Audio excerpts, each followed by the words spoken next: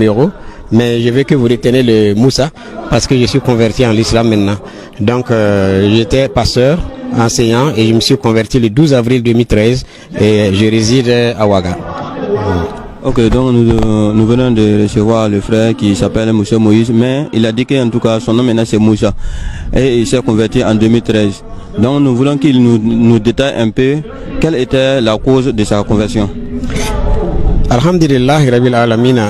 La cause de ma conversion est très simple parce que c'est l'étalage des études de la Bible et du Coran qu'on a retrouvé la lumière et les traces du prophète Mohammed sallallahu alayhi wa sallam dans l'Ancien Testament et dans le Nouveau Testament qui prouvent que le Seigneur Jésus, comme on a dit, et paix et salut soit sur lui, en finissant sa mission sur la terre, il a dit, moi je m'en vais au Père, mais quand je serai allé, je vous enverrai un autre consolateur. Et quand il sera venu, c'est lui qui vous conduira dans toute la vérité, c'est lui qui vous donnera, il vous donnera les points à suivre, et c'est lui qui prendra de tout ce qui est à Dieu, tout ce qu'il aura entendu à Dieu, et il vous le communiquera. Donc c'est ça, ce verset qui m'a beaucoup révolutionné, et je voulais savoir qu'est-ce que ça veut dire ce verset. Et dans les recherches, on a trouvé que le verset simplement fait référence à l'une des sourates dans le Coran qui montre que le prophète Mohammed sallallahu alayhi wa sallam, au moment où l'archange est venu le demander d'écrire, quand il a dit Ikra, ça veut dire il faut lire, il dit il peut pas lire, il peut pas, il a forcé, jusqu'à un moment donné, alors l'ange recevait les paroles de Dieu et il transmettait au prophète Mohammed sallallahu alayhi wa sallam qui le mémorisait, et c'est ça qui a constitué les premières sourates du Coran. Donc c'est dans ça que l'équivalent de ce verset est l'équivalent de Jean 17 qui dit que un autre consolateur viendra, et quand il serait venu, il vous conduira dans toute la vérité. C'est-à-dire que c'est Jésus qui parlait. C'est-à-dire Jésus ne pouvait pas nous conduire la vérité. Pourquoi? Parce que lui il avait un but. Le but de Jésus était simplement venir éclairer les gens qu'il y a Dieu, de laisser les idoles, de laisser les fétiches, de laisser toutes sortes de choses et savoir qu'il y a Dieu. Lui, il a réparé le chemin, mais celui qui va nous conduire à Dieu, c'est le prophète Mohammed sallallahu alayhi wa sallam. Et il dit qu'après lui, il n'y aura plus une autre personne. Donc, si la Bible parle, alors il faut le chercher. Je n'ai trouvé aucun pasteur qui m'a révélé cela, qui chaque fois on se réfère au Saint-Esprit. Le Saint-Esprit n'est rien d'autre que l'archange qui prend ce qui est à Dieu et qui donne au prophète, et le prophète maintenant établit maintenant le Saint-Coran. Donc le Saint-Coran n'est pas venu pour l'islam, mais c'est pour toute l'humanité, pour qu'il soit sauvé et retrouver vraiment la paix à l'au-delà. Donc nous avons compris vraiment le frère Moïse qui vient de donner les détails par rapport à sa conversion. Maintenant, nous voulons qu'il nous dise vraiment, avant sa conversion, les églises que lui il a eu à fréquenter, les formations qu'il a eu à faire au Burkina ou bien à l'extérieur, s'il peut nous dire cela, Inch'Allah. Très bien, et alhamdulillah Rabbil Alamin. Effectivement, j'ai été pasteur au Centre international d'évangélisation depuis 1983, pendant la Révolution, avec un pasteur, on a nommé le pasteur Karambiri, j'ai été avec lui. Ensuite, je suis sorti là-bas et je suis allé faire d'autres études. Je suis allé à l'Union internationale des chrétiens.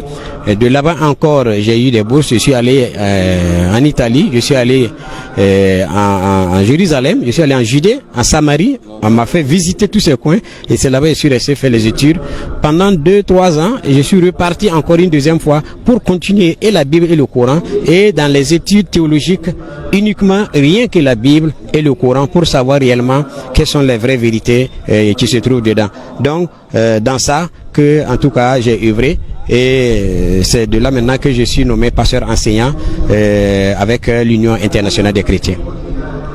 Voilà, vraiment, on voit qu'en tout cas, bien avant votre conversion, vous savez que vous avez toute une équipe derrière vous. Vous avez beaucoup de fidèles chrétiens qui vous suivaient, qui vous écoutaient à tout moment. Et quand vous vous êtes converti, est-ce qu'il n'y a pas eu de problème envers ces personnes-là? Est-ce que vous n'avez pas eu de problème particulier? Oui, bien sûr, parce que il y a beaucoup de gens qui ont dit effectivement, il nous a trahis, pourquoi il nous a laissés, pourquoi il a fait ceci. Mais moi, en fait, je les ai fait comprendre simplement que je ne suis pas en train de lutter contre les hommes, ni la théorie des hommes, ni leurs choses, mais c'est ce qui est écrit dans la Bible et ce qui est écrit dans le Coran que je suis en train d'exercer. Ça veut dire que c'est pas moi qui ai écrit la Bible, c'est pas moi qui ai écrit le Coran, mais il y a des vérités fondamentales qui sont là-bas, que nous avons resté pendant des années et personne ne nous a pas pu éclairer. Et c'est dans les études d'éclairage maintenant qu'on a su que il n'y avait pas d'autre issue pour aller à Dieu si c'est pas par le prophète Mohammed sallallahu alayhi wa sallam. Donc, là-dessus, c'est vrai, il y a eu des divergences, il y a eu des divisions, des amis séparés, mais ça c'est pas un problème. Je n'étais pas venu pour amener des amis dans ma vie, ni accaparer de l'argent. S'il y avait de l'argent, j'avais de l'argent. Mais maintenant, je cherche Dieu. Et dans la recherche de Dieu, j'ai trouvé, et je pense que je n'ai pas honte de dire à qui que ce soit, celui qui veut, il peut se convertir. Celui qui veut pas, l'islam ne force pas. L'islam a le devoir de montrer la vérité aux gens, la lumière aux gens, quitte à celui maintenant de prendre sa décision. Donc là-dessus, beaucoup de gens m'ont compris. Et il y a même des pasteurs, il y a même des amis chrétiens qui se sont convertis avec moi. Et aujourd'hui là, ça se compte quand même. En tout cas, au niveau des gens qui étaient dans la religion, ils sont pas moins de 30 personnes. Mais si je vais prendre dans l'ensemble de ce que j'ai eu, alhamdulillahi rabbil alamina, je pense que je peux tourner autour de 500 et quelques personnes qui ont été converties à l'islam, qui ne savaient pas, mais qui ont été éclairées, qui sont venues dans l'islam. Donc nous allons un message très fondamental, un message pour les téléspectateurs qui nous suivent actuellement, un message pour adresser les musulmans et un message pour adresser les non-musulmans qui vous suivent actuellement et qui sont toujours dans l'obscurité, qui ne savent pas que ce qu'ils suivent là c'est faux. Alors le message que je vais porter est la suivante. C'est très bien de critiquer, c'est très bien de s'asseoir, regarder la télé ou bien les choses, de juger, mais vous-même, jugez vous-même et cherchez à savoir où se trouve la vérité. Moi, je ne tourne pas autour du pot.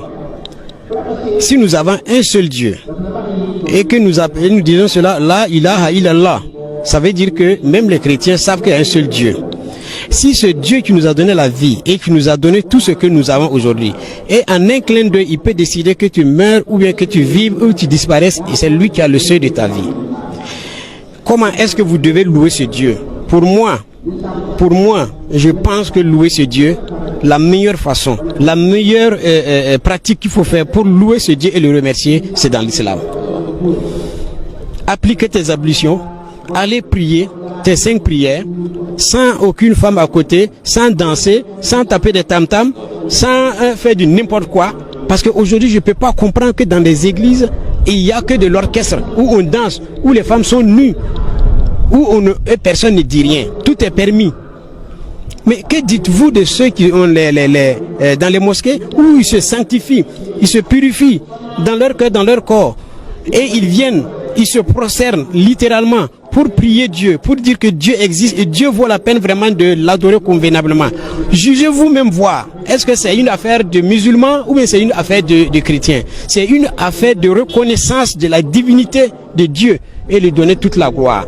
Je ne parle pas en tant que musulman, je ne parle pas en tant que chrétien, mais je parle de vous-même, de juger, voir où se trouve la vérité entre quelqu'un qui danse pour louer Dieu et quelqu'un qui se prosterne à terre dans la sanctification pour reconnaître la grandeur de Dieu. Je pense que j'ai fait le choix et le meilleur choix, c'est l'islam, et c'est l'islam qui va conduire toute l'humanité vers Dieu, vers Annabi Issa et vers Annabi Muhammad sallallahu alayhi wa sallam.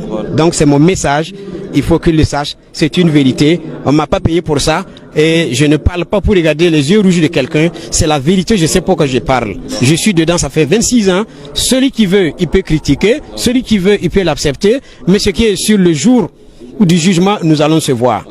Donc c'est ça qu'il ne faut pas oublier. Salam alaikum wa rahmatullahi wa barakatuh.